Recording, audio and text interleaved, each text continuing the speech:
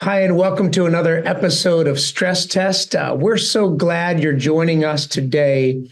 We want to talk about the importance today of mental and emotional health. You're looking at me when you say that. I shouldn't have looked at you. I didn't mean to. I didn't mean to look at me. Yes. Right, and we've got the specialist who I'm looking at right now. We have an expert on mental health here today. Yes, you don't have to worry just about Sue and I trying to help you with this.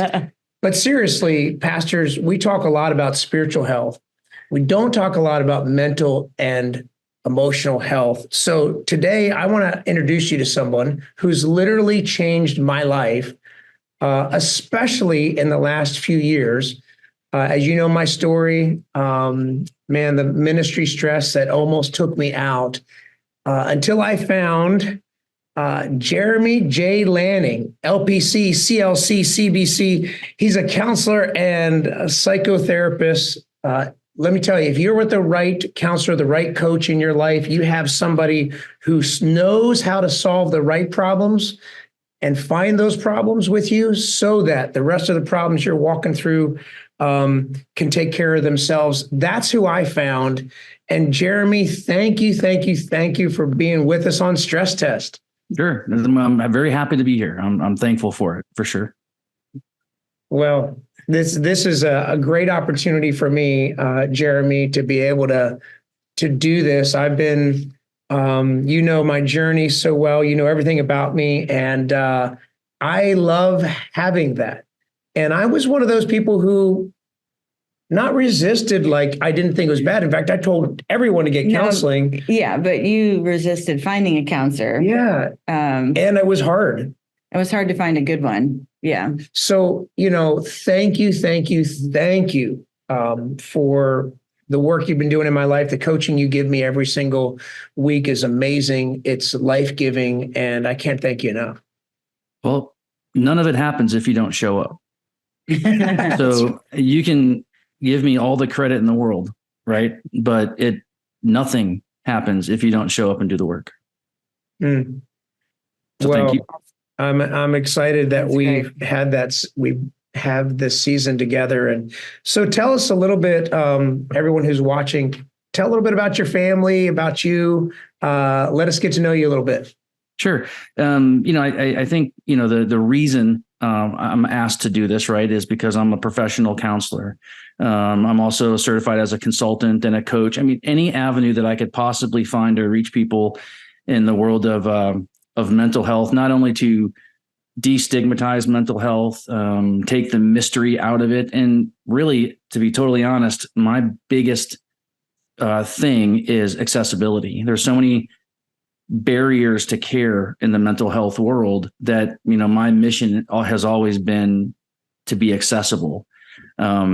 So that's why I'm here, right? I'm licensed, I'm certified, I have the credentials to do this stuff and the experience and all of that other stuff.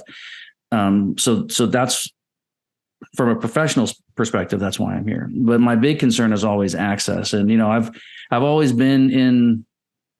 just always been listening to people, right? So I'm from Cleveland, Ohio. I enlisted in the military at 17, got married at 18, took off. I was in the military for 8 years. I was active duty in the Navy and in the Marine Corps. I was trained as a medic, as a combat medic or field medic. The Army calls them medics. The Navy and Marine Corps call them corpsmen. So that's what I was. I was a hospital corpsman. But so I had that 8 years experience between the Navy and the Marine Corps, being on a ship, being in the field, et cetera. And then I got some additional training to work in surgery. So I started working in surgery, and I was stationed in Washington, D.C., working as a surgical technologist and a surgical assistant. I did all different kinds of surgeries, but really it was open heart, trauma, thoracic, vascular surgery was kind of that's where I spent almost all of my time basically working in surgery. And so, Wow. So I did it. It's a lot of fields. Yeah. That's so amazing. Yeah, it does. It seems like it, but it's almost like, it's kind of like pastoring, hospitals are like churches, they're kind of the same everywhere you go, but they all have their unique, interesting. Yeah. perks and problems and such. Anyway. So I got out of the military and had my first daughter, my last year in the military, my first kid, and moved back home, started going to school. I thought I was going to go to nursing school. because that was the obvious transition. I mean, I already gone to nursing school basically in the military, but you got to make it official when you get out. And I don't know, it wasn't feeling like a good fit, and I was living up in Cleveland, having kids, being married. And so at that time I had 3 kids, and I was working at the Cleveland Clinic, working in open heart surgery and stuff, and trying to go to school. And the whole time I'm just a good listener. I'm noticing that I'm available for people, like pastors or people in the helping professions. I'm empathetic. I'm a good listener. I'm a people pleaser. I can be taken advantage of. It's all of the stuff that goes into being a helper. The good and the bad. It attracts people. In a way, and it also can tend to deviate you away from your own self-care. Because you have this in the back of your mind. Hey, I'm helping people, so I must be okay. So after some soul searching and stuff, it was time to move away from Cleveland. My first child had a pretty significant disability, arthritic disability. So we moved down to Texas, where I had some family, and we could get some care at Scottish Rite Hospital for this particular condition. So that was good. And then I went, doing open heart surgery down here and going to school. But I was gradually thinking, I don't know if medicine is the right field. And I'm thinking mental health, because when I was a corpsman in the military, you get guys in the middle of the night would come, hey doc, I got a tick, somewhere inexplicable. And you're standing there searching their body, trying to find this tick while they're telling you about their problems. And then finally I'm like, I can't find any ticks, man. I don't know what to tell you. And like, oh, it's okay, doc, I'm good. I'm like, okay, we just talked for 90 minutes. I mean, next time, just tell me you want to talk, I'm here all day. Right? Like, so you end up being a counselor to the people that you're working amongst, if that makes sense. And then all the years you spend in surgery doing cases anywhere from 2 hours long to 14 hours long to 16 hours long. I mean, you're doing surgery, but you're talking and listening and getting to know people. And it's a long haul. And I just kept gravitating towards, I think maybe I have there's a profession seeking me out, right? There's a call to answer, or however you want to describe it. And so I just said, you know what, I'm going to make the change. And I dug in and working full time and going to school full time. I had to finish a couple undergraduate degrees in psychology, and then went to graduate school, got licensed in Texas and all that stuff. And when I started graduate school, I ended up going through a pretty adversarial divorce situation that I went through that was incredibly traumatic and adversarial, but came out on the other side, managed to finish school, took great care of my kids and all of that. Learned a lot through that process as well. Another part of my life for mental health care, I don't know what I would have done without it. And anyway, and so then I found myself so lucky and so blessed to get remarried, which was awesome and has been great. We're 13 years at this point or something like that. And we have a couple of kids, and so we had I have a 6-year-old son, and then I have a 11-month-old son as well, who, speaking of stress, so, the last 10 months, the delivery didn't quite go as planned. And as it turned out, my son was born with an incredibly rare genetic disease, and didn't think we were going to take him home, and lived in the NICU for a while. And I'm already an older parent, I'm 49 years old. So it's been quite something, it's been stressful as early as 20 minutes ago. Right. So, but it's like, folks, the stress isn't going anywhere, right? You don't have to have a baby with a rare genetic disorder to be stressed out and looking for the nearest cliff. You just don't. And that's the thing. So that's me, right? So I'm remarried. I have 5 amazing children. 2 of them are adults. 1 is about to be an adult, and 2 are little. And there's a varying degrees of life-threatening allergies, rare genetic disorders, and arthritic disabilities. And here we are. So, I mean, that's basically it. And then aside from all of that, I made the transition out of the medical field into private practice as a mental health professional. And then as I started doing that and getting feedback from clients and finding some success here and learning lessons over here, I also started incorporating some coaching and some consulting. And I always feel like, as a professional provider, if you're going to offer services, you owe it to your people to be trained, to have the certifications, because you want to have ethics that you're forced to follow, and you want your clients and patients, if I'm working clinically, they're patients. If I'm professionally, it's clients. And so I feel like that, you owe that to your clients. And I'm saying that to anybody that's listening, right? If you're looking for a provider in some capacity, make sure they're credentialed in something, make sure there's ethics to follow, make sure that, it's a good fit. So I transitioned to private practice and been doing all kinds of stuff since then. And that's, it's me in a nutshell, I guess. Does that work? Yeah, that's, thank you for sharing that. that's a lot. Sure. So what, And for meeting with us in your home and taking some time out in your busy family life. so when I hear the whole story, because I've heard your story in bits and pieces from Shane over the years, when I hear the whole story, I'm kind of struck with how is it possible for you to care for yourself when you're caring for a whole family, which is a complex family, let alone what you do for a living. And in that way, like you have made the comparison between the healthcare profession and, pastoring church professions. There's some similarities of compassion fatigue, just general fatigue.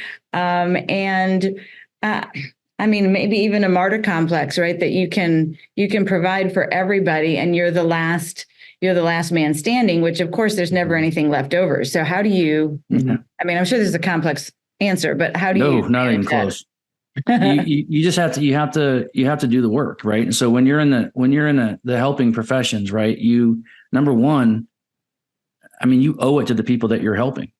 Period. Right. You owe it to the people that you're helping. And I love what you said about how I think how you put it was, how is there any of you left? Everything's taking pieces out of you. And if you've ever read The Old Man and the Sea, yep, maybe my favorite book. Got it many times. My favorite book of all time. The old man, he's got this skiff and he's in the end of his life and he can't even get a newspaper that's current and little kids waiting at the shore. And all he wants to do is nab the biggest marlin in the world. And he never has the guts to go out too far to get it. And he finally does. And he hooks the marlin and he never considered that he couldn't get it into the boat. He never once considered that he wasn't prepared to actually catch this marlin. Right. And so he catches it. And it just takes him a minute to realize that he hasn't caught a marlin. He's now fishing for great white sharks because now that the marlin's on the hook, it's bait. And in Hemingway's beautiful story, who, of course, Hemingway tragically came to an end, stress got him, tragically. Yeah. And the old man, he eventually makes it back to the shore with nothing but the skeleton. Thank gosh, and everything took a piece out of those marlins, and that's what it can feel like. And so you're right. If you're in the helping profession, you are vulnerable for compassion fatigue, caregiver fatigue, and even secondary trauma. And secondary trauma is the thing that we just don't talk about it enough. It is possible for you to hear someone's story and have it have a deep impact on you. And in all the years I've been counseling, I can think of a handful of days where I've had a client where I was obligated to cancel the rest of my day because I just had to process a session or an interaction. Now I learned that the hard way. I didn't, I pushed through a couple 10-hour days when I shouldn't have, Right. You gotta listen, Is there, I think there could be an ongoing difficulty with that. As in with pastoring, we keep seeing the same people, right? So they have traumas, they're in our church. With a counselor, you're not cutting them off after one session. So you're facing that same trauma, or maybe you can, but there's the potential that the story continues, right? And you can't desensitize yourself, but you got to figure out how to put boundaries around your emotions, or you can't help this person. There's no doubt about that. But then that leads me to my next important point, which is pastoring. I've always thought of pastoring as the Wild West of the helping professions, right? And it's not like I just knew that. Over the last, 10, 15 years, maybe I kind of fell into it, but I just developed this interaction with a lot of pastors where I'm working with them. And there was an access point that I had, which was nice. And not only have I learned so much, but I feel like I've gotten skilled at helping pastors and uniquely helping pastors. And one of the biggest things when I talk to them is that, I could go over here to my bookshelf and I could pull out my ethics. Boom. And not only is it the ethics that I have to follow, but it also involves ethical contracts between me and the people that I work with. Here's what I have to do. Here's what you have to do. And here's what you can't do. And here's what I can't do. So we don't have to talk about it. Y'all don't have it that. costs you. Here's what it cost you. And y'all don't have that. It's like, I mean, you do, right? Because you obviously we're kingdom building, right? And we're in the church and the faith and the spiritual world. And I'm sure, there are boards that have rules and laws and all this other stuff, but I mean, come on, you know what I'm saying? So in my profession, I have the ability to skillfully push people into different directions because I have that time with them, whereas you guys could get stopped. You could get stopped in the hall. Mm-hmm. And you could hear something that you didn't ask to hear. That's completely, that you can't really follow up on. Right. So anyway, I'm just saying, I think that, so the compassion fatigue, the secondary trauma, the fact that pastoring to me is kind of the wild west of the helping professions, because you don't have these really tight bookends that tell you when it gets complicated, when it gets messy with people is what I'm talking about. I mean, you guys know what you're doing, but I'm saying when it gets messy, you know what I mean? It's like, where can we turn? What do we do?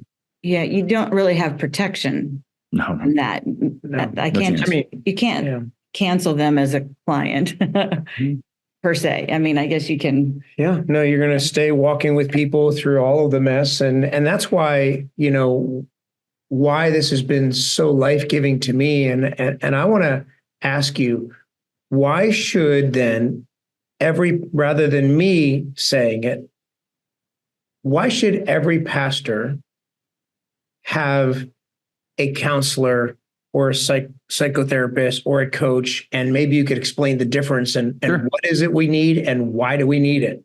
Yeah. Here's the reason why you should do it, because you'll either die or you'll fail to build the kingdom. It's good. I mean, because you'll either burn out when it could have been prevented, right? Or you'll have some life-changing event that attacks you physically, period. And, when stress comes on, a lot of times we get warning signs of stress. I mean, stress wants to get your attention, right? Yeah. And my neck hurts and my back hurts and my leg hurts and my this hurts and I can't breathe and I'm not sleeping and my relationship's it's like in that movie with was it Jim Carrey? What is it? About God or whatever, and he's driving down the freeway and he's like, just give me a sign. And Bruce Almighty. Bruce Almighty, and every single traffic sign is like, hey, Bruce, I'm here, man. I'm here. Like, just give me a sign. But it's like that. Falling in the highway. Yeah. So we don't listen. So by the time a person says, maybe I should get some help, you know what I mean? Half of them is, it's just, it's bait. Yeah. And so the reason why a person, anybody, but especially in the helping professions, the reason why they need to reach out is because it's going to get them in the end. Stress wins in the end. It's like the saying when I worked in surgery or when I worked in the field or when I worked on the ambulance, all bleeding eventually stops. Period. You've got a person that's bleeding. You can put a dressing on it or you can ignore it, but that bleeding is going to stop eventually. Because those types of patterns tend to resolve themselves, and stress is no different. And, it's pressure that leads to stress or tension, right? And there's a difference between stress and tension, and that's incredibly important to know the difference. But and we can talk about that in a second. But to answer your other question, so that I don't miss it, yeah, I'm a counselor. I'm a licensed professional counselor and psychotherapist, licensed with the state of Texas and stuff. And then I also act as a coach and a consultant, and I have certifications for that as well. And the difference is the difference is kind of between coaching and counseling. It's pretty unique. Coaching tends to focus on the present moving forward, right? And it tends to be skill building, attacking problems. It can be singularly focused. And that has a parallel with psychotherapy as well. If you think of counseling and psychotherapy, counseling is, tell me about your birth and you'll feel better in 6 months. And psychotherapy tends to be more symptom reduction, right? We can process how we got here and where we're going, but let's do some symptom reduction kind of thing. So for me, I like to juggle the counseling, the psychotherapy, the coaching, and consulting really is just serious problem solving. And really what that is for me is I'll go into an office, a doctor's office. They'll have all kinds of interpersonal problems. I'll go in there within 5 minutes. I'll figure out it's one big personality that doesn't want any help. And it's the same story, but so I do that as well. And I do some consulting with gun ranges and things. I'm really trying to reduce acts of suicide and violence at gun ranges because it happens all the time. It never gets reported ever. I'm currently dealing with 2 of them here again still, and it's a huge problem. And so that's kind of, I hope that answers your question. So to me, it's just different avenues to help, but it's also I do the work to get the certifications and the training so I can assure people that I'm taking their time, treasure, and talents that I can actually help them. Because I think as a consumer, and I'll tell this to anybody listening, as a consumer of mental health or coaching and consulting, right? You have the right to expect it to work. Yeah. You know what I mean? Like this idea that, it's not supposed to work, and so when I work with people, I'm like, hey, look, I want you to know what results look like. I want you to feel like you're getting help. And in all the years I've been doing this, I've never canceled a client. I've canceled sessions. I never terminated a client, and I've never called anybody done. I just work. I just do the work. Yeah. You know what I mean? And and other counselors may function differently. I don't function that way. I don't think people are sick. I don't think they're in disrepair. I think it's a normal thing, and we're just going to keep doing the work. I think that's really important, because if you're listening to this, I can tell you from my testimony, I'll never feel done, because this process is what is life-giving. It'd be like saying, I'm done with prayer. I've prayed the prayer.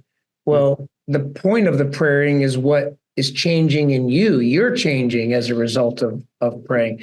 As a result of counseling, it isn't that the problem just got fixed. It's that I'm changing as a problem solver in my life. I solve things differently. Mm-hmm. So important to notice. And the simplicity is this: either get help or die. That's basically what you're saying. That's what we've been saying. We could have put that on the book cover. Yeah, get help or die. Here we tend to overcomplicate things. Like, so if I'm on y'all's show, which I'm very thankful to be on, and I'm talking about stress, man, there's no need to prepare. Yeah. You know what I mean? And your listeners might see, for me, and the listeners might say, oh, they might think that they're in for statistics and brain chemistry and all of that stuff. And I'm, no thanks. We could do that. And there's a time when that's right. Sure. But if we're talking about stress and access to care and access to help, man, this is not complicated. And the example I use is always like when I worked in surgery. I've assisted and been a technician in every type of surgery you can imagine. And I wound up in open heart surgery because what I liked about it was the intensity level of it. But here's what I really liked: in other disciplines of surgery, orthopedic surgery, general surgery, whatever, you can know the specifics of things and get by. You learn this thing and you learn this thing and you learn that thing. And that's what makes or break you in those fields. But in cardiac surgery, it's fundamentals. Mm-hmm. It's so complicated. It's so intense. The stakes are so high that you could have all the specialized training in the world that you want to, but if you're light on fundamentals, you're done.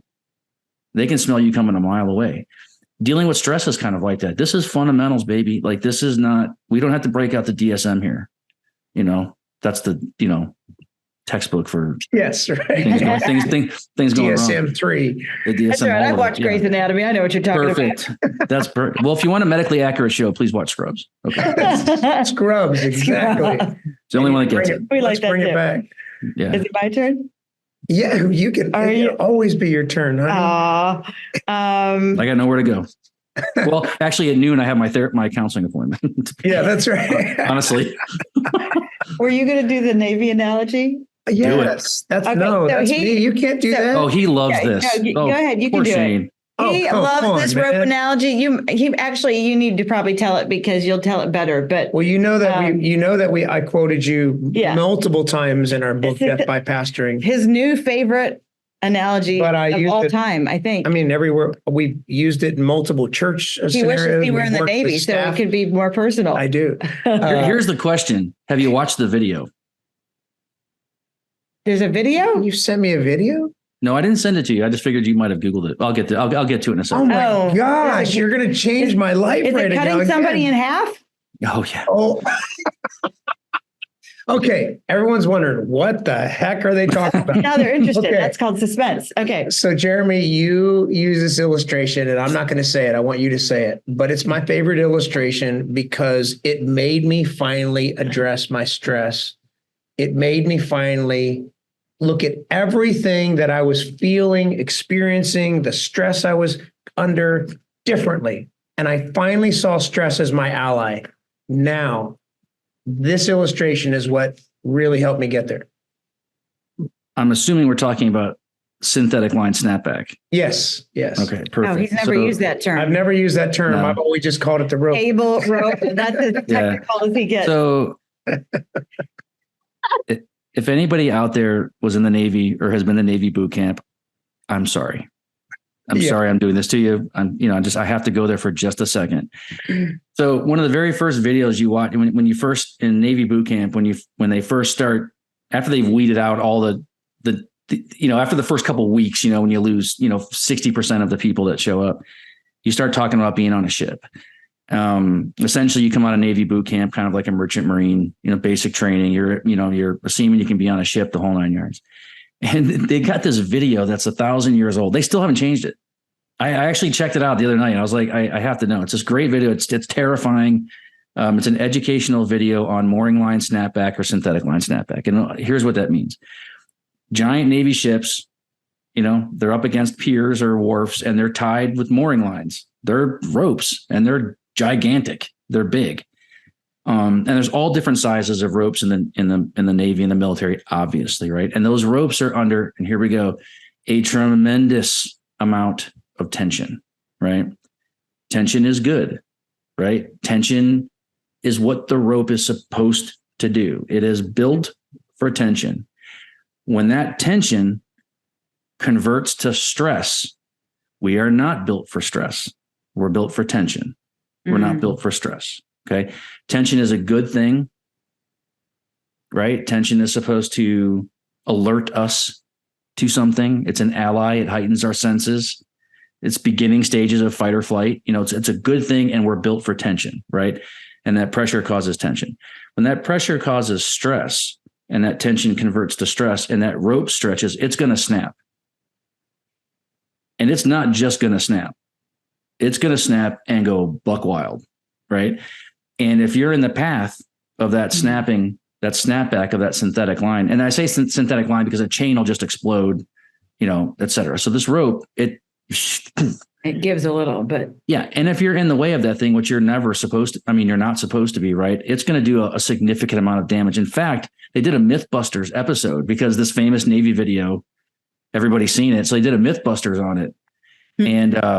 And their conclusion, which was debatable, was that it doesn't actually, sever people, but it does mashed potatoes. It does, right? It's bad. Anyway, so that's the analogy, right? Potato. Yeah. So then when you're when you're training, sometimes you have to be around taut lines. You have to be around these things. And so the training was always, if you find yourself around synthetic lines that are taut and there's tension, you never step over the line. You always step on the line. You acknowledge that line is there. You give it the respect it deserves and you step on it. And if it goes, you're in big trouble, right? But when you land, you might be in one piece. It's like that kind of thing. And otherwise, if you step over it, right, we can use our imagination. It's bad. And so that's an analogy I like to use because here you have a rope. It's doing what it's supposed to. It's tension. As long as you're aware of it and you're doing what you've been advised to do, right, you might be able to survive an encounter if you find yourself in a position where you're accidentally or intentionally around these ropes. And I just love the analogy of stepping on it versus over it. And to this day, I can't step. I can't. I was a leader in the scouting world for a long time, all kinds of ropes and knots and all these other things. And I teach the kids that all the time. I don't care how big or small the line is, or if it's even under tension, never step over lines. It's drilled into me, like how I fold my underwear, right? I still do it the same way. I don't like that I do it. I like that. I wish I didn't, but they're wrinkle free.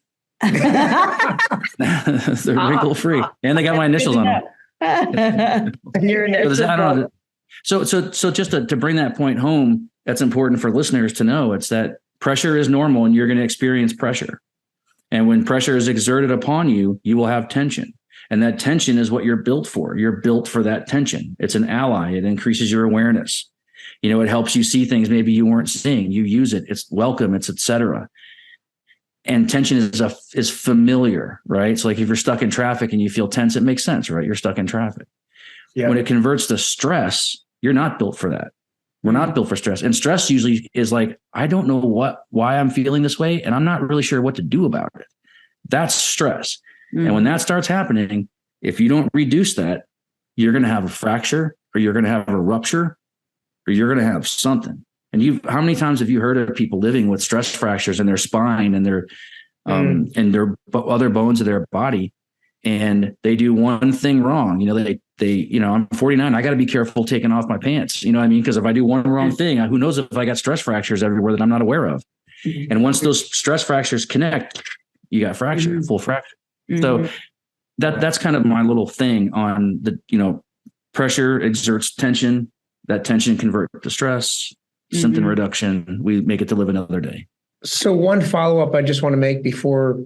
But did I get the line right, Shane? Oh, yeah, absolutely. Oh, you told it way better than we told it. No, I mean, I love. Now I'm afraid to send you the book. Yeah. Well, maybe you should have me tell it. You'll be like, the that's book. not That's correct fine. at all. That you're going to be like, okay, they butchered this thing. That's not even true. No, but that's not even true. So help us one step further, which is Sure.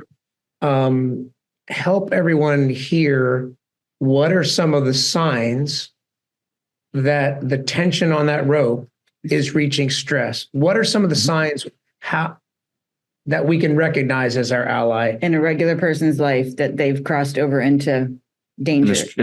Yeah. And I'll say them, even though I know I don't need to, because everybody's going to go. No, everybody knows who they are, but they no, need to but hear they're right from now a hoping that they're professional. safe. Like he's not going to mention. He's not going to mention my muscle tension. Yeah. Right. My sleepless nights. No one sleeps. Has insomnia. No one sleeps. I'm not going to mention muscle tension, insomnia, or relationships going into the toilet. I'm not going to do that either.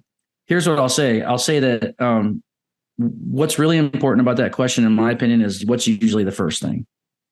And the first thing is usually our body is telling us something. I mean, usually you will have physical symptoms of some kind. And yes, they're going to mimic other. You can find 1,000 reasons why your back hurts. So you can find 1,000 reasons why you have tension in a certain spot. So when I work with people, one of the things I really like to do is I like to always, when I'm checking in, where do you feel it on your body? Like where do you hold stress? I talk about it normally. For me, it piles on in my neck and my shoulders. I get gigantic knots in my shoulders, and and I have somebody that I'm really close with. He's about 70, and he just breaks these knots out of my back, and I go get sick, and then I'm done with it because I hold it all in my back, right? And another person might hold it somewhere else. A lot of people will have stomach issues. Before they did the first autopsy ever, they thought that they were convinced that the person's heart was in their stomach. Because whenever they would have stress or heartbreak or any of those things, they always felt it in their stomach. And until they went looking around, I mean, never mind, there's a giant cage up here. You would think the most vital part of your body is the place it's hard to get to. Yeah. But yeah, and they thought it was in their stomach. So you'll feel physical symptoms first, right? You'll feel tension. You'll feel backaches. You'll feel maybe even pain where you're not familiar with it, right? And then GI issues. You can have a lot of GI issues. You feel it in your stomach. There's so many nerves throughout your body, right? So that's the first one. To me, that's the one that to really want to be inquisitive about, because it's usually that's the first place that's saying, hey, check on some things here, man. Like, figure something out here. Something's going on. And then also too, right, insomnia. You're going to have sleep disturbance. You're going to have dysregulated eating.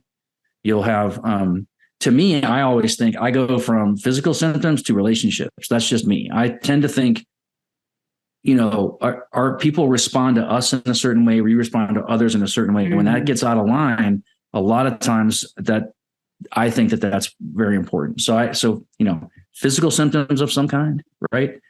A deterioration or something maladaptive in a relationship, right? I think that's it. You'll have dysregulated stuff, right? Dysregulated sleeping, dysregulated eating, whatever. I'm saying if loosely, if you have vices in your life, right? Places where you blow it, whether it's, Netflix or whatever it is that you're graffiti, I don't know, whatever it is. If you have vices, you'll see an escalation in those as well. And then you'll see a decrease in your coping mechanisms, which I like to refer to as like healthy vices, if that makes any sense. So so you'll see those things, right? You'll see physical problems. You'll see a deterioration in relationships. You'll see dysregulated eating, sleeping, etc. And then aside from that, you'll have tension headaches, high blood pressure, your body's just going to freak out. It's just going to freak out. I mean, that's really it. I mean, those are the signs of stress. That's good. I think, and on top of all the mental things of depression and things we think of loneliness and things in ministry, the mental, to hear your description of mental, emotional, spiritual, physical, every one of these presents a potential ally warning sign that, hey, careful, step on that road.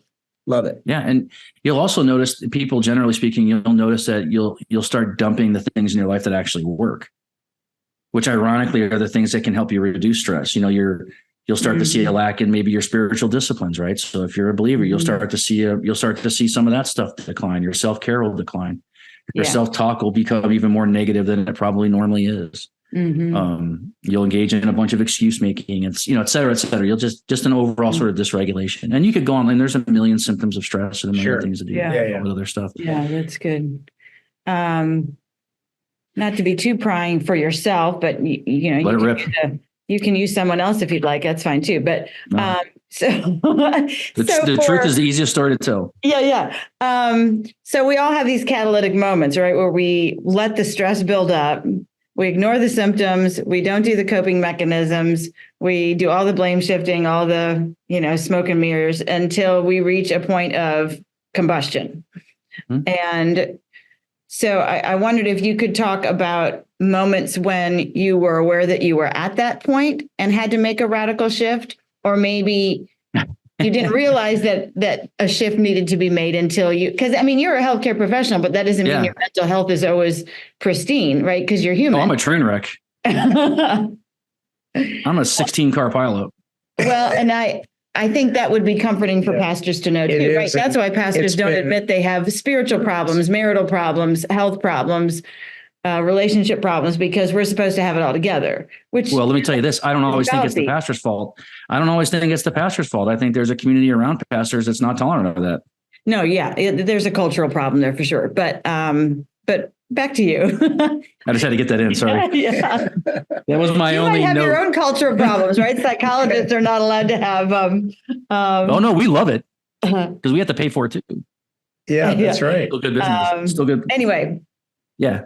Can you think of something that might be helpful for somebody to hear? Maybe something that's been catalytic for you that was like, I'm going to change what you told me. You got to change everything. Well, I'm sure there were moments for you like that. I could sort around and try to find something. There's been plenty of occasions where the stress has gotten to me, but just since we already scratched the surface, when when Lucas, yes, there's a Saint Luke, but I'm also a Star Wars fan. So let's just, cover both. Let's just take it easy. His middle name's not George, is it? You don't listen. You don't want to.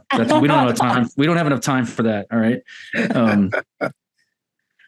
That's funny. I was just recently on a Star Wars podcast doing a psychological assessment of Star Wars characters. Oh my god! Oh my gosh! My kids love that. The boys would love it. That's right, So here's what I would answer. I would say the most recent thing for me was receiving the diagnosis of Lucas's condition. We received it improperly, unfortunately. So we had been in the NICU. We had almost lost him several times. We were kind of living in there. It was very difficult, and they were doing every genetic test known to man, and it was just taking days and weeks to come up with a diagnosis. And there was two that we were sure was one of the two. Both were devastating. And we were managing, and kind of waiting for this diagnosis. And because my wife and I are both, my wife does anesthesia for a living. And so because we're both medical people, we're savvy in the environment, which was not helping. Well, it was helping us in some ways, but in other ways it was not helping. Right. And so they were doing these rounds where all these people were coming around, and they had received some test results, and we just were asking real specific questions. And I think we caught them off guard, and they just dropped that diagnosis. And I was sitting on the couch, and it just hit me. I've never been the same. I'll never be the same. It was so, it was bad. And so, receiving that diagnosis and in the way that it was, and it wasn't their fault, they did the best they could. It was just the situation. And so I just remember that moment, and it took me days to recover. I still haven't recovered, but it took me days to just be able to breathe. And I thought, whoa, okay, I gotta hunker down. This is prime time. You got to get involved in some symptom reduction. You got to really target your self-care. This level of stress is, I just broke. And so I fractured on that couch, and, so that's the most recent, right? That's the biggest one. Other than I mentioned, I had a very adversarial divorce occur with kids involved, and I had to fight really hard and was successful. And that was very stressful as well. In fact, I failed the stress test during that time, to be honest.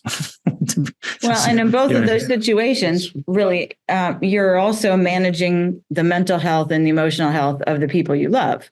So trying to, yeah, for sure. That's that makes it really, I think, complicated to manage. I know this is where I fail. Probably you also would say that. I say I'm doing self-care, but really I'm not. I'm deferring the emotional energy to another category, another person bearing a load for somebody else. I don't know what you'd like to say about that. Yeah, I think you're right. There's a huge difference between coping and lowering symptom and actually restoring. Yeah, because I can channel my stress into different categories. So my stress over what's happening to you will channel towards justice, or, or for like your kids, the mama bear comes out. This isn't right. Somebody's going to pay for this. This is, and that can defer me from dealing with my own issues. I can ignore that because I have some place for all the energy to go. Mm-hmm. Yeah. Because what you're doing there is you're basically solving a permanent problem with a temporary solution. But nothing gets solved. And no. Oh, it gets solved, right? Because stress wins in the end. So it'll solve eventually. You'll just, that's the thing. And that's why, recognizing that you have it and engaging in coping mechanisms. And for me, when it comes to stress, coping mechanisms, that's the basic, right? Self-care. And I don't mean brushing your teeth. Right? Like you're supposed to I do, but you're supposed to brush your teeth. But I mean targeted self-care, like what works for you, right? Yeah. So self-care, knowing what that is, watching yourself talk, making sure that you're talking to yourself in an appropriate and truthful way, right? And especially for believers, well, if you're not believers, it's the same thing, but your spiritual disciplines.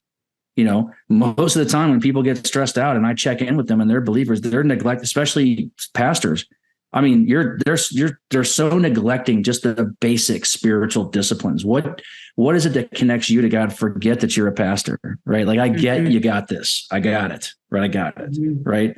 But maybe it's time to, take a look at that Precious Moments doll, that you've had from the 70s in your house somewhere that says, God is good. Maybe it's as simple as just reaffirming that to yours. I mean, it's like, it's boot camp, it's spiritual warfare. It's the basics. You've got to lean on your spiritual disciplines, get moving, get active. You know what I mean? Try to get sleep. It's the simple things. And then one thing that I'm a huge advocate of, because it saved my life on one specific occasion, is knowing how to breathe.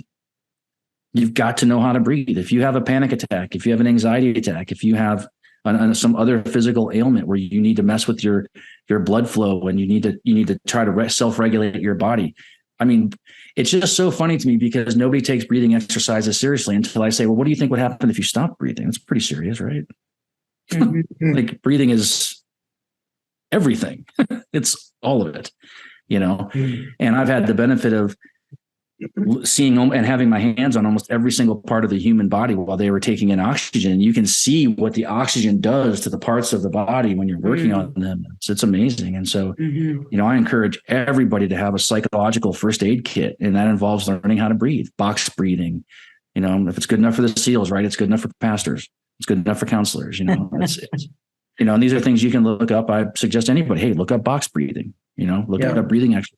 Take it seriously. Well, two things you mentioned there that I think are really important. One is self-talk is part of self-care. And you correct me on this all the time. We'll be in a conversation. You say, hey, can I just stop you for a second? I mean, sure. And here we go. Yeah. And I know what's coming, but I'm always curious and I always learn from it every single time.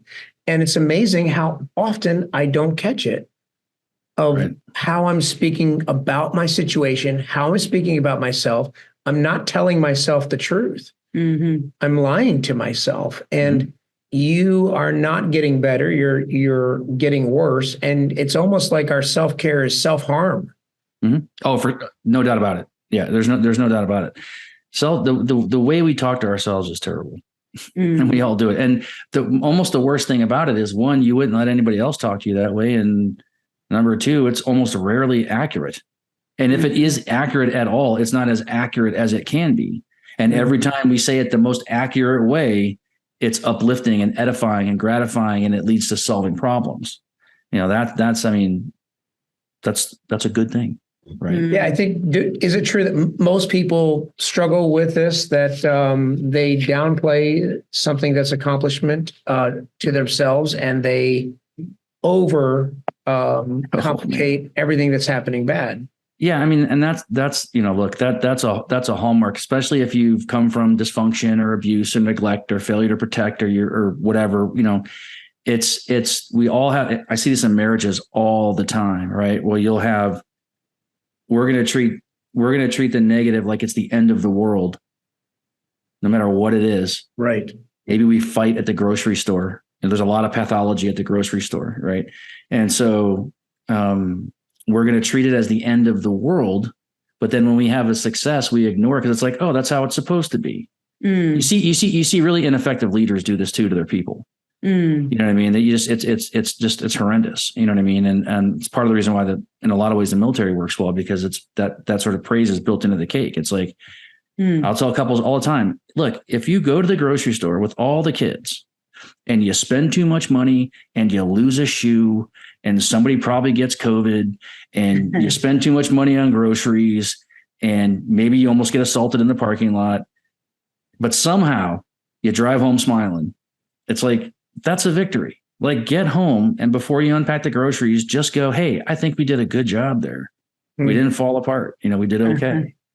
Maybe you nail a bedtime routine, or maybe with your kids, or maybe your spouse says to you, hey, you did a really good job at that thing. I didn't really see that coming. I'm thankful for that. You know what I mean? I mean, that's life-giving. It's life-giving, and we just don't do it enough. And I'm saying, hey, if you want to freak out over all the negative stuff, go for it. But at least give the same amount of attention to the positive stuff. And then that will train people to keep an eye out for the positive stuff. And guess what they'll find out? There's way more positive stuff going on than negative. And boom, marriage saved. Boom, relationship saved. Boom, symptom reduction. Boom, I lower my stress. Things like that. And you've taught me so many times in the midst of huge stress, when you talked about breathing, there is a brain function that's happening, that what's going on in my brain when stress comes. And there is also a way to address that, whether it be in the middle of a meeting, middle of a stressful board meeting, a stressful counseling situation, whatever it is. You have encouraged really to great lengths, stop in the moment. What are some suggestions you would have for pastors? Hey, don't go past that moment. How do they stop their mind and explain a little bit about the negative impact of what's going on, and go ahead and go a little tech on us, but also sciencey on us, but also how do we stop it? Okay. Well, here's what I'll say about that. Generally speaking, humans are basically good. I believe that. It's been shown time and time again. And we basically know how to solve problems. And we basically know how to solve problems that we create, right? It's kind of like an outbreak or a contagion or a virus, right? The cure is always found inside the virus, right? So people generally have a disposition to do the next thing correctly, but then we get in our way. Stress kicks in, fear kicks in, anxiety kicks in. The example of walking into a meeting is important, right? Because no pastors have to do that. And here's the best way I'll explain it, because everybody will recognize this, since you have an EKG on your wall back there. How many times have you seen them shock somebody on TV? Bam! You blast somebody. I've done that. I can't tell you how many times I've shocked people, right? Especially in the ambulance. Wow. And one of the reasons is because, and there's a point to this, so just bear with me. So the human heart generates its own electricity. And at the highest levels of science, we're still thinking about that, right? I can build batteries all day with my kids, right? You can use nickel and felt and vinegar and salt water, and you can make batteries and you can generate electricity. But the heart does it for itself. It generates electricity and it generates a rhythm, and that rhythm is what keeps your body alive. Fair? Sometimes you have a rhythm that's maladaptive. You can't survive with this rhythm. Maybe you make it 10 more years. Maybe you make it 20. Maybe you've got 15 minutes. We don't know, but you've got a rhythm that's not working for you. You could sit and tinker by giving a little bit of medicine, giving a little bit of fluid, saying some prayers, right? Or you could do the one thing that you would never think of doing. You can blast somebody with 360 joules of electricity and actually just stop the heart yourself. Bam! And you stop the heart. The reason is because if you just interfere with that process, that maladaptive rhythm, a lot of times the heart, when it restarts, it'll restart in a normal rhythm or a more normal rhythm, right? So the takeaway from that and what we're talking about is we don't have to get cute with all these incredible ways of managing and adapting to stressful situations. My thing is always like, just stop for a second. Just, you're trucking towards the door and there's people in the meeting and it's not going to go well. And you've gotten some vibe that someone's going to come after you or whatever. And you plow right into the meeting. You know what I mean? And then you wonder why it doesn't go well. And my suggestion is always like, have a process in place where you get to the door, you can see the door, and just stop for a second.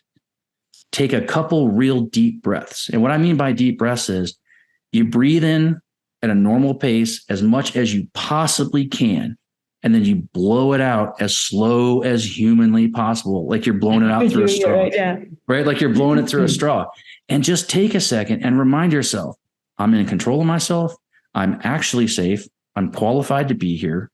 And I'm going to leave this meeting the same way I entered it, in control. And just interrupting the process of whatever you were about to do, a lot of times will fix it. Now, if it doesn't, of course, there's other ways to, it doesn't solve everything. But what it does do is it ensures that the version of yourself that you want to walk into that meeting is accurate.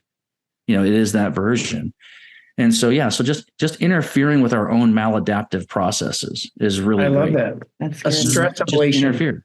Yeah, I mean, I have clients who are beating different types of addictions and habits, and I'm old school, man. I got a big old bag of multicolored rubber bands in my office. Old school trick, man. Just put that sucker on your wrist, and whenever you're having that maladaptive thought, bam, you know what I mean?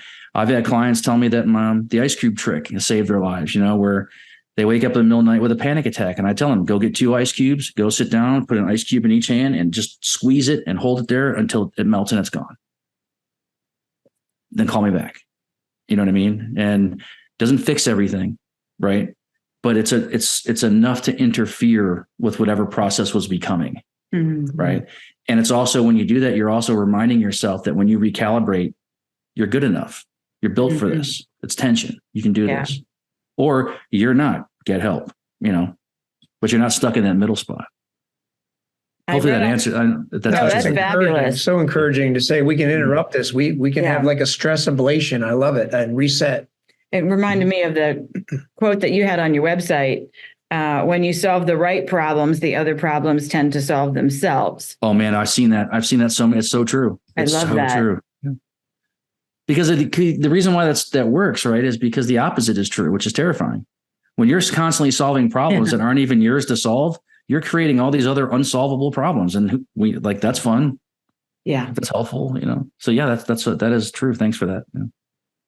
Yeah, and I think this is so helpful. I'd love to let you kind of conclude with any thoughts you have for ministry leaders and pastors that are watching that, and maybe some suggestions, some coaching perhaps of how to protect their emotional and mental health and have that and hold that as high as their spiritual health.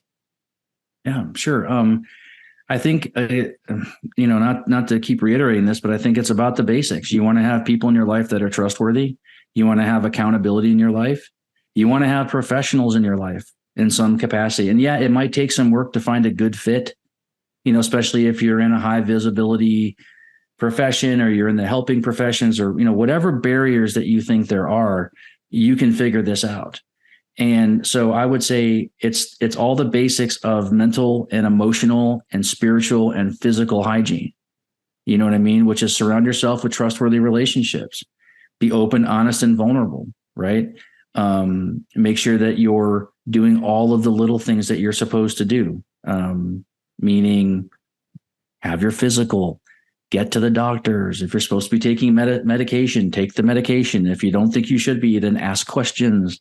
Be an advocate for yourself and don't take anything for granted. And for the love of all that's holy, don't wait till it's a crisis, to solve problems, And so for me, that's really it. It's surround people in your life that are specific, that can help you in specific ways that you trust and have established a relationship with. That's one of the things I liked about working in surgery. I'd have a table sometimes with 300 instruments on it, and every single instrument only did one thing, but it did that one thing perfectly.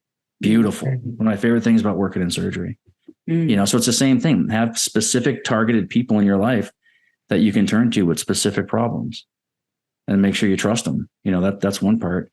And then just basic hygiene in the spiritual world, right? Make sure you're praying, make sure you're reading the Bible, make sure you're not taking anything for granted. We don't get better with age, right? When Jesus had something really important to say, he didn't gather around all the adults, he gathered around the kids, right? Because they'd get it quick. They'd get it quick, and they'd pass it on in beautiful ways. I love that. Yeah. And I think, go ahead. No, so I guess that's kind of a cop out, right? But that's my answer. It's hygiene in all of those areas, but really it's surrounding yourself with trustworthy people that can actually help you, and that want you to be helped. They want what's best for you. And by trustworthy, I'm assuming you mean people who will challenge you to get healthy. They're not yes men, yay honey, everything's fine, don't worry about that. They're like, hey, I don't think this is good for you. I don't think you should be taking that person's emails. I don't think you should be working at this pace. I don't think you should be staying up this late. Is that what you're meaning? That kind of thing. And I don't mean the people that will tell you that and then walk away, or the people that will tell you that in an email and then you can't get a hold of them. Or a fight. I mean, it's real simple, right? With relationships, it's like you want to have people who will celebrate you when you're winning, and will come alongside you and challenge you and help you when you're losing. And it looks the same. They're there for you in all those times. And that needs to be reciprocal.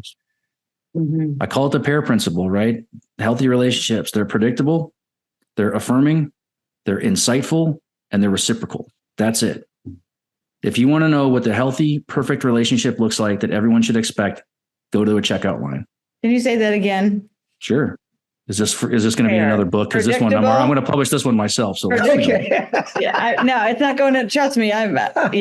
Predictable, insightful. I call it the pair principle. It's all the work I did during lockdown. So it's predictable, it's affirming,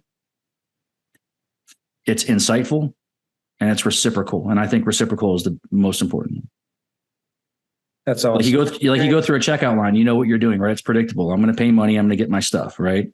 It's affirming. How are you doing? I'm doing good. How are you doing? I'm doing okay. It's insightful. They know they're taking the money. They know I'm getting the things, and they know it's in a short period of time. So let's all be cool with each other. Right. And it's reciprocal. I'm giving you money. You're giving me stuff, and you walk out of there. I mean, if we have to expect that from a cashier customer transaction, we should be able to expect that from our spouse, or whatever, or a mentor or a friend. That's good. Man, this has been so encouraging. And I tell you, you broke down some barriers today. And if you haven't caught it, Jeremy is from Dallas, Texas. I'm from Fort Worth. Oh, sorry. Thank you. Thank you for not being from Dallas. We have way too many people from Dallas. I like Dallas. Don't get me wrong. We do. But we won't get into the reasons why. But we have the same hatred towards the Dallas Cowboys, so it's okay.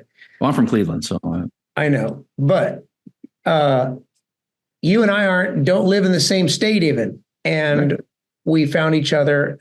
And the reason we found each other is because someone convinced me that I needed a growth team around me and it didn't matter where they were from. So you just mentioned this, and I just want to say, like every single pastor who's listening, you have a team. You could never do what you're doing without a team. If you don't have a counselor, a coach, a helper on that team who's focused on you, do not have a complete team. And eventually this is going to catch up to you. So I know jeremylanning.com. How can people find you? Sure. You have podcasts, you have different resources. Yeah. If you Google me, you'll get a bunch of stuff. I worked as a professional magician for a while. I taught music. There's a lot going on if you start Googling stuff. And yeah, I do have a podcast I'm about to start up here at some point again, but just jeremyjlanning.com. If you're looking for me for any particular reason, that's probably the best place to go. Love it. Yeah. Well, Jeremy, thank you for being with us. Thank you for helping me, helping us, not just today, but in my life. and us. And thank you for all the help that you provided for so many leaders listening right now. And we love to end our show, each one of our shows and conversations, with this prayer. And if you're right now driving down the road, don't close your eyes. But if you're watching this or you're listening to this, would you take a moment right now as Sue leads us in prayer over Jeremy, that you just take a moment and just say a prayer for Jeremy right now. Pray for his family, pray for Lucas, but take a moment right now and let's pray. Lord God, we love you so much. I thank you for the gifting that you've given Jeremy. I thank you for his heart to love and to help, which comes directly from you, God. I pray that you would expand his territory, bless his ministry, his profession. Most of all, God, bless his family, his wife, and all of his kids. And we ask your particularly care and protection and healing over Lucas. And we just thank you that we can trust you. You're good and you do good. And even when life is difficult, we know that you are faithful. So I just pray for your blessing over Jeremy and his family. We ask these things in Jesus' name. Amen. Amen. Thank you for that. I appreciate it. You're welcome. Absolutely. Well, thanks for being with us, Jeremy. Sure. Anytime.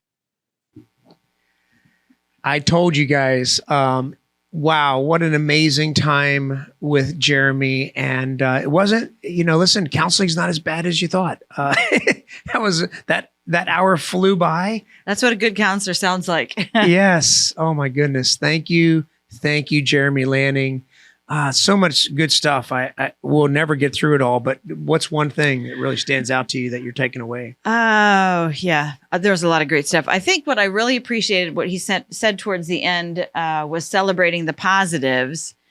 The way to get off the crazy cycle of the negative self-talk and the negative spiral thinking, and always focusing on problem solving, all the bad stuff, is to celebrate all the wins, because life is hard and we need to be regularly celebrating what is working, what we love about our kids, what we love about our marriage, what we have in our home, what God's doing with us. Like, we need to be pointing out when we do kind things to each other, instead of assuming like, of course, that's how you should behave. And then just harping on the things that don't happen.